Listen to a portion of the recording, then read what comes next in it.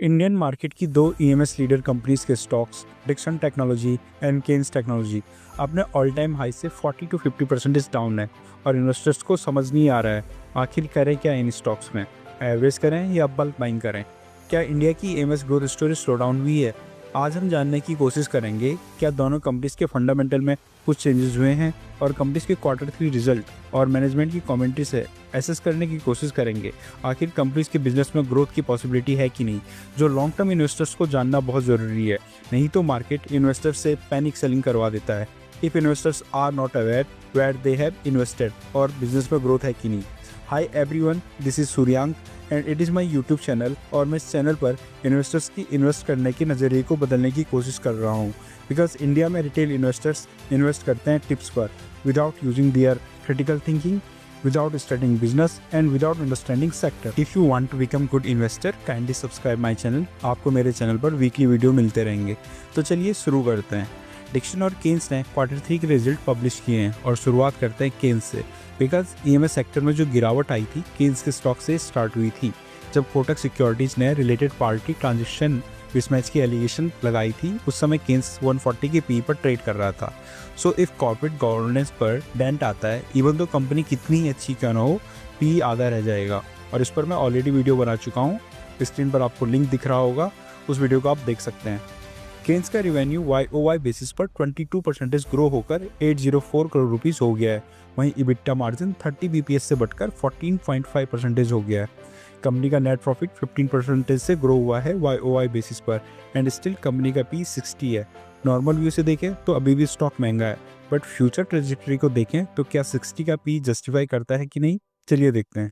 Because जब से company listed हुई है it is lowest YOY revenue growth of company and lowest PE of stock. इसका answer management ने क्या दिया? कंपनी के अकॉर्डिंग एक रेलवे प्रोजेक्ट डिले हो गया है इस क्वार्टर में जिस वजह से रेवेन्यू पर इफेक्ट पड़ा है। लगभग 20% शॉर्टफॉल है रेवेन्यू में। कंपनी के पास Q3 2026 में 9,072 करोड़ की ऑर्डर बुक है which is giving tremendous revenue visibility for future. According to company उनकी order book are not cancellable as order book inflows are good, but revenue में रिफ्लेक्ट क्यों नहीं हो रहा है? इस पर मैनेजमेंट का कहना है कस्टमर तब तक उनसे प्रोडक्ट नहीं लेते हैं जब तक कस्टमर का पूरा प्रोजेक्ट अलाइन नहीं हो जाता है और कस्टमर के प्रोजेक्ट में अलाइनमेंट प्रॉब्लम है देन केन्स इन्वेंट्रीज को होल्ड करके रखती है। चलिए बैलेंस शीट में देखते हैं केन्स ने कितनी इन्वेंट्रीज होल्ड करके रखी थी। FY25 में कंपनी ने लगभग 814 करोड़ की इन्वेंट्रीज होल्ड करके रखी है। करंटली कंपनी के पास EMS सेगमेंट से जो ऑर्डर हैं उनकी टाइमलाइन 1.5 ईयर्स की है। कंपनी के मैनेजमेंट ने FY26 के लिए 4,400 करोड़ की गाइडेंस दी थी। Now, due to delay in railway project, company has given revenue guidance of 4,100 crore for FY26. Company का management is still very positive that they will clock $1 billion revenue in FY27-28. Now, company की oocyte facility जो semiconductor segment से belong करती है सनत गुजरात में है, has got FSA approval which is physical support agreement from government under India semiconductor mission, जहां government 50% physical support provide करेगी इन capex. और इस ओसेट फैसिलिटी में कंपनी का अनुमान है after Q3 it will contribute in revenue, जहां से कंपनी 1500 करोड़ का रेवेन्यू जनरेट करेगी, जिसमें कंपनी ने अप्रॉक्स 3,300 करोड़ का कैपेक्स किया है, जिसमें से 50% central government and 20% state government subsidy provide करेगी।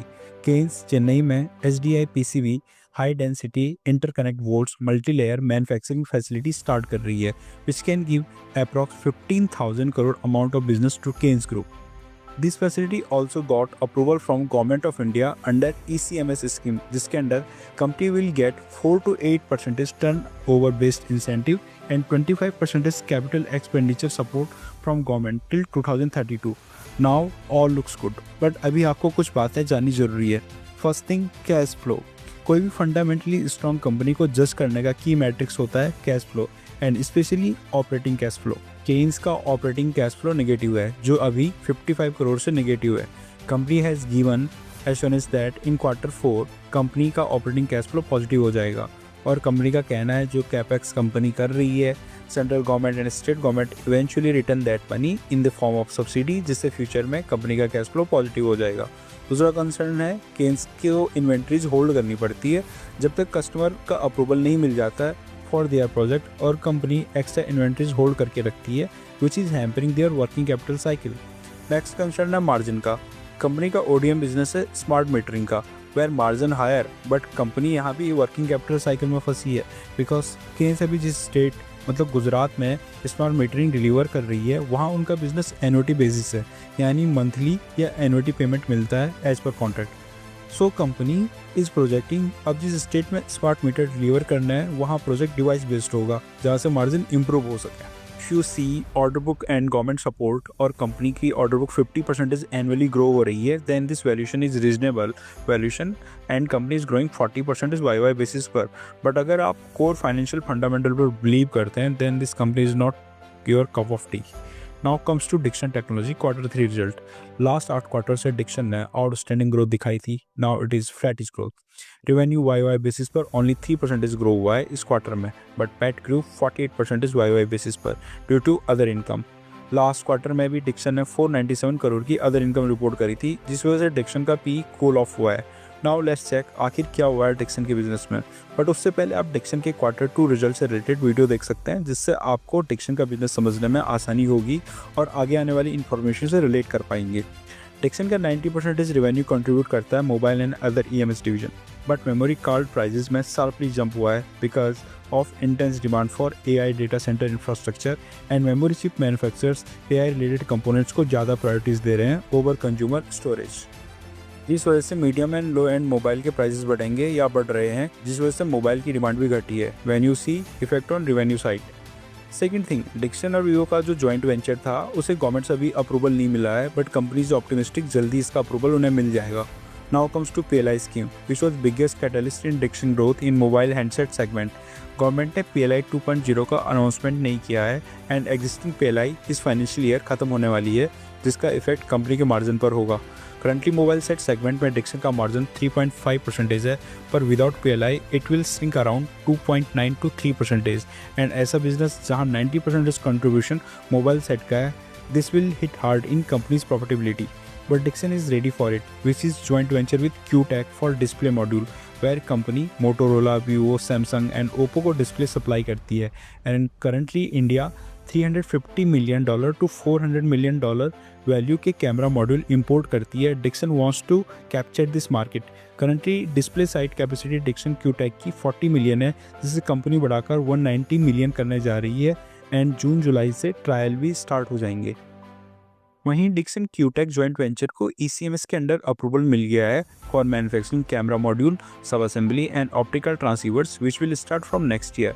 सो कंपनी के अकॉर्डिंग अगर मोबाइल फ़ोन में मेमोरी कार्ड साइड से हेडविंड कंटिन्यू रहेगा, still company will compensate it through mobile phone display. This year till Q3 तक कंपनी ने 27 मिलियन मोबाइल हैंडसेट का volume किया है एंड लास्ट क्वार्टर में 7 to 7.5 million mobile handset volume की expectation रखी है। इफ़ वीवो वाला जॉइंट वेंचर का अप्रूवल जल्दी मिल जाता है देन कंपनी का टारगेट FY 27-28 के लिए मोबाइल फ़ोन सेगमेंट में 60 मिलियन to 65 मिलियन है। इसके अलावा कैमरा मॉड्यूल के लिए 160 to 170 मिलियन वॉल्यूम का टारगेट रखा है। टीवी डिस्प्ले के लिए 40 मिलियन to 50 मिलियन का टारगेट रखा है and around 2 million automotive display का टारगेट भी रखा हुआ है। Now Dixon is moving towards automotive industrial electronics, where Keynes and Sirma had started their EMS business. Now Dixon is moving there.